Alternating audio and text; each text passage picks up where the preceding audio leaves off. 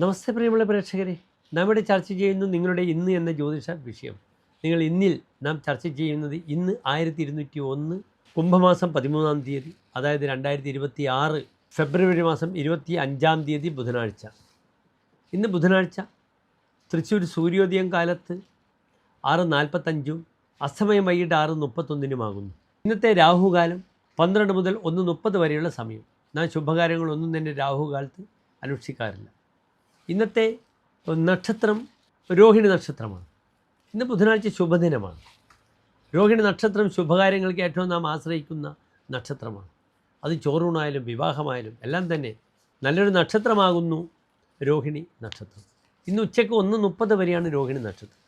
1:30 കഴിഞ്ഞാൽ ഇന്ന് പിന്നെ മകേരൻ നക്ഷത്രമായി. ഇന്നത്തെ ദിനത്തിൻ്റെ ഒരു പോരായ്മ, ഇന്നത്തെ തിഥി വെളുത്തപക്ഷത്തിലെ നവമി തിഥിയാണ്.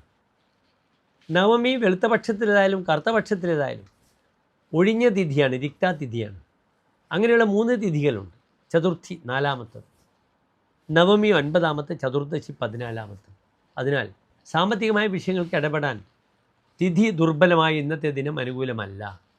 പിന്നെ ബുധനാഴ്ച സ്ത്രീകളും ഗർഭിണികളും സഞ്ചരിക്കാത്ത ദിവസമാണ്, നാൽക്കാലികളും. അപ്രകാരം തന്നെയാണ് വെള്ളിയാഴ്ചയും. പക്ഷെ നക്ഷത്രം നല്ലതാണ്. എൻ്റെ പ്രിയപ്പെട്ട പ്രേക്ഷകർക്ക് 1:30 മണി കഴിഞ്ഞാൽ വരുന്ന മകേരി നക്ഷത്രവും വളരെ ഗുണമാണ്. വെളുത്ത പക്ഷത്തിലെ ശക്തമായ നക്ഷത്രങ്ങളാണ്. പക്ഷേ തിഥി ദുർബലമായി എന്ന് മാത്രം. ഇന്ന് 1:45 മുതൽ 2:45 വരെയുള്ള സമയം. എല്ലാ ശുഭകാര്യങ്ങൾക്കും എൻ്റെ പ്രിയപ്പെട്ട പ്രേക്ഷകർക്ക് സമയം കണ്ടെത്താം. ഇന്ന് കാലത്ത് നിർബന്ധമായും ശ്രീകൃഷ്ണ ക്ഷേത്രത്തിൽ പോവുക. ചെറിയ മക്കളുടെ പേരിൽ വെണ്ണ നിവേദ്യം ചെയ്യാം. ബുധനാഴ്ച ശ്രീരാമൻ ശ്രീകൃഷ്ണ മുതലായ അവതാര ദൈവങ്ങളെ ചിന്തിക്കേണ്ട ദിവസമാണ്. തുളസിമാല പാൽപ്പായസം വഴിപാടായി ചെയ്യാം. ശ്രീകൃഷ്ണ സ്വാമിയെ ഭജിക്കുക.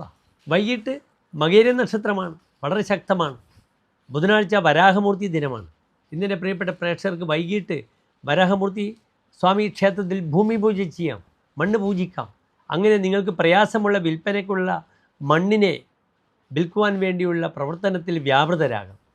അല്ലെങ്കിൽ ഭൂമിയുടെ ചൈതന്യം നിലനിർത്താൻ വരാഹമൂർത്തി ക്ഷേത്രത്തിൽ ഭൂമി പൂജിക്കുന്നത് വളരെ അനുകൂലമാണെന്ന് അറിയുക. എല്ലാ പ്രിയപ്പെട്ട പ്രേക്ഷകർക്കും നല്ലൊരു ശോഭനമായ ഇന്നത്തെ ദിനത്തെ പ്രാർത്ഥിക്കുന്നു. നന്ദി, നമസ്തേ.